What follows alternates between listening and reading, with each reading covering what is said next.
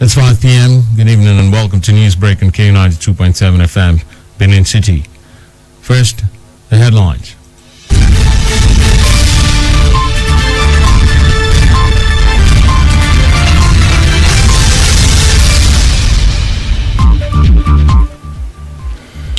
Edo Election Petition Tribunal continues sitting today. APC extends tenure of caretaker committee. NPC projects Nigeria's population as 206 million. On entertainment, Peruzzi features Fireboy on Southie Love. Details of this and more after this break. I'm Benjamin Kadiri.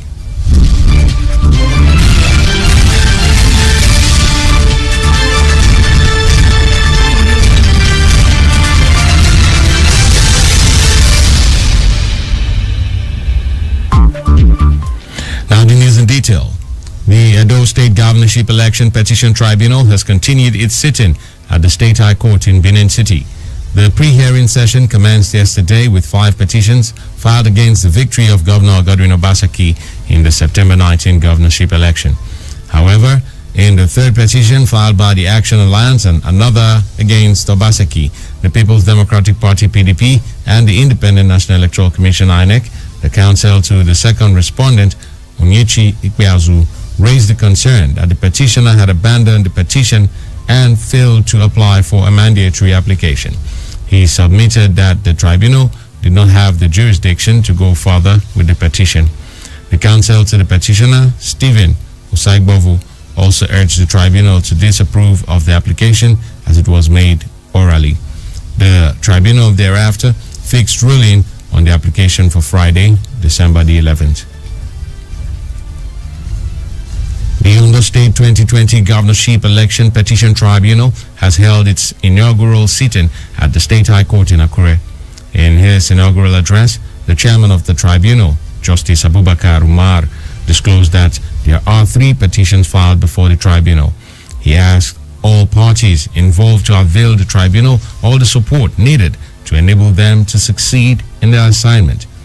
Justice Umar also appealed to the legal representatives to maintain a cordial relationship with the tribunal members, adding that there should be no private or official communication between any member of the tribunal and legal representatives. The tribunal chairman called on the legal teams to pursue their cases diligently, noting that video coverage of the tribunal proceedings is prohibited according to the law. He also called on all media professionals to always abide by the rules of the law and the tribunal. The PDP candidates in the election, Ayitayo Jegede, is challenging the election on the grounds that the election was marred by irregularities and pockets of violence and intimidation. Joined in the petition by Jegede are the Independent National Electoral Commission INEC, the All Progressives Congress APC, Governor Oluwarotimi Akeredolu, and the Deputy Governor-elect Lucky Ayedatiwa. The National Executive Committee of the ruling All Progressives Congress (APC) has extended the tenure of the caretaker committee by 6 months.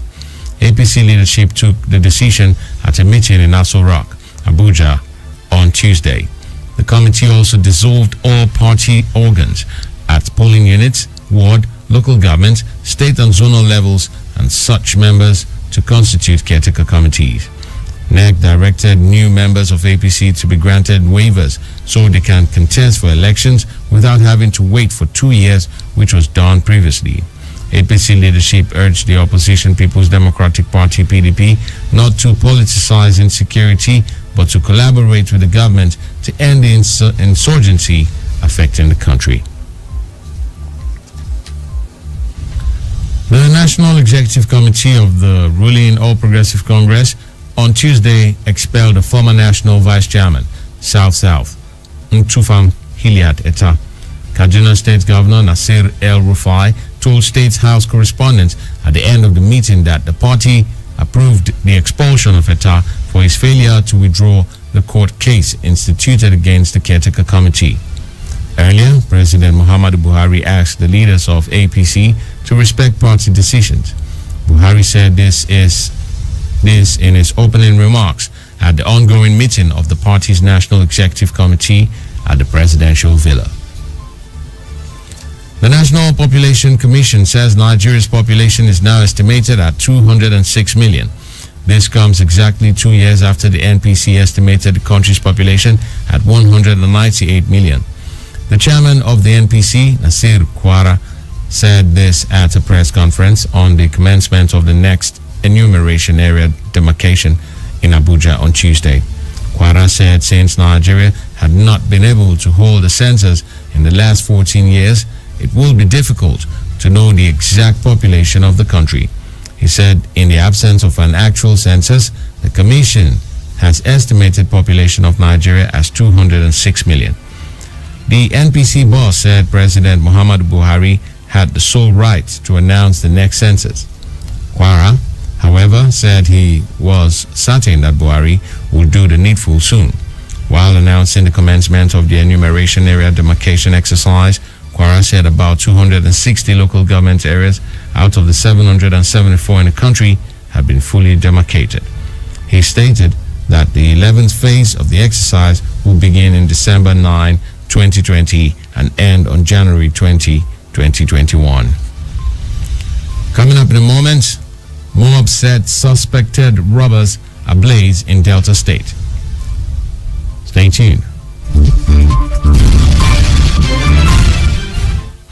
At split seconds, there is a lot happening around us, but we can't be everywhere all the time. We've got work, families, and chores to cater to, and most importantly, time to rest. And that's why having reliable partner like KUFM News is important. Sleeping? We don't. We work round the clock, bringing you stories as they break from Nigeria and across the world. We will stop at nothing to keep you informed, because KUFM News is all about you and stories that affect you. Politics, business, human interests, sports, entertainment, just name it. We've got you covered. KUFM News. Timely, precise, spot on.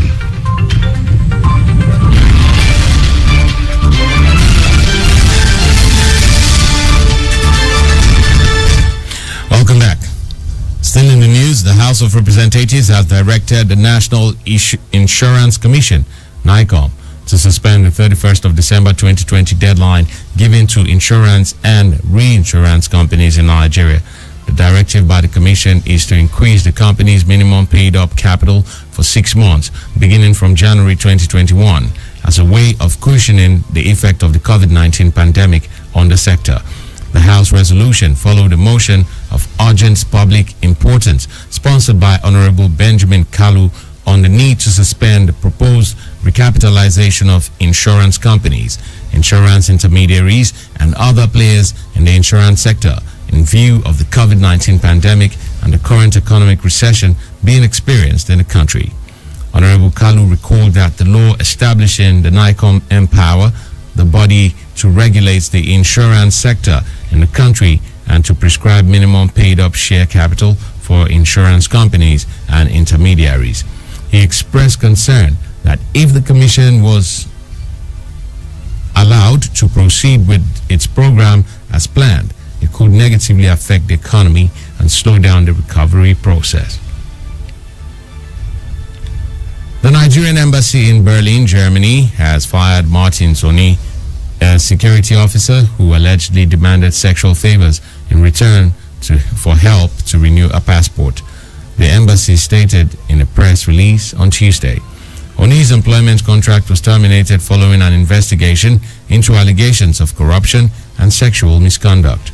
It also added that the committee interviewed Oni and other witnesses as part of a thorough examination of the serious charges and concluded that he was culpable and in violation of all the relevant codes.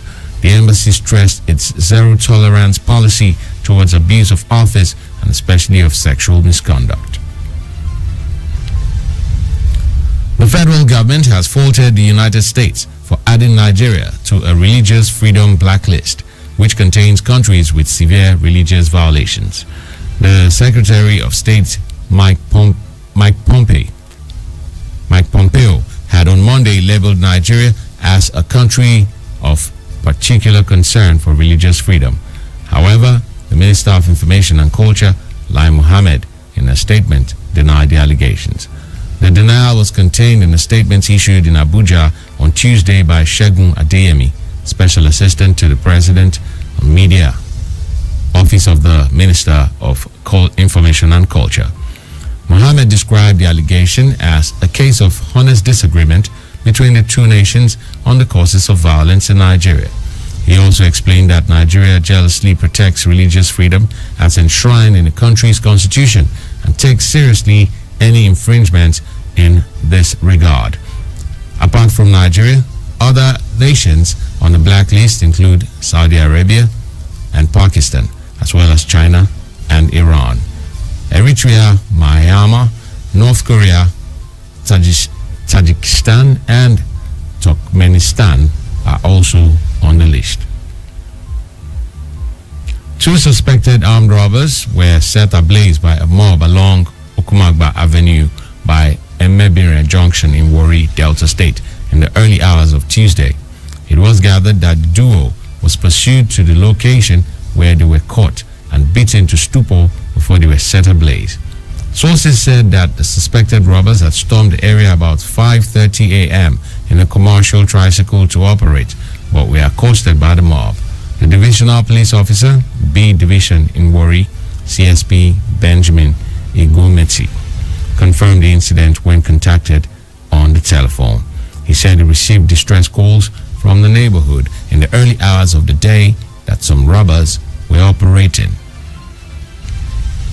Coming up in a moment on our entertainment news, Peruzzi features Fireboy on Southie Love.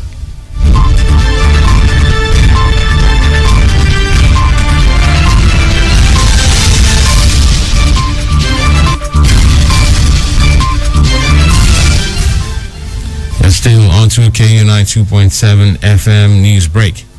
On entertainment, Nigerian singer Tobechukwu Victor Oko, popularly known as Peruzzi, joins forces with Fireboy DML on his latest single, dubbed Southie Love.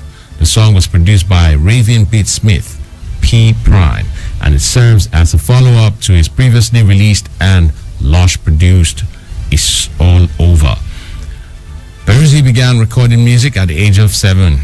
He signed a record deal with 30BG, a subsidiary of Davido Music Worldwide. Nobel laureate Bob Dylan has sold his entire catalog of songs to Universal Music Publishing Group. Variety described the deal, worth over $100 million, as a blockbuster agreement encompassing more than 600 copyrights spanning 60 years. And that's the news, but before we go, a quick recap of the headlines.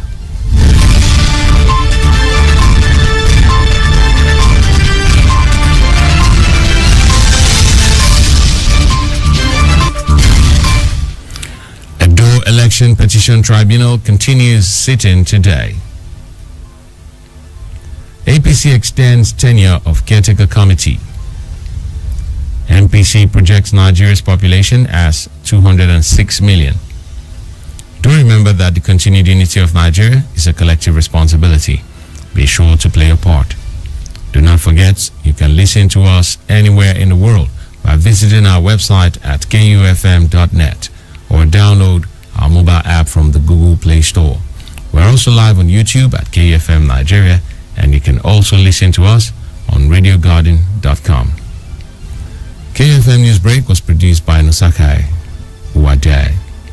I'm Benjamin Kadiri, saying thanks for listening. Good evening.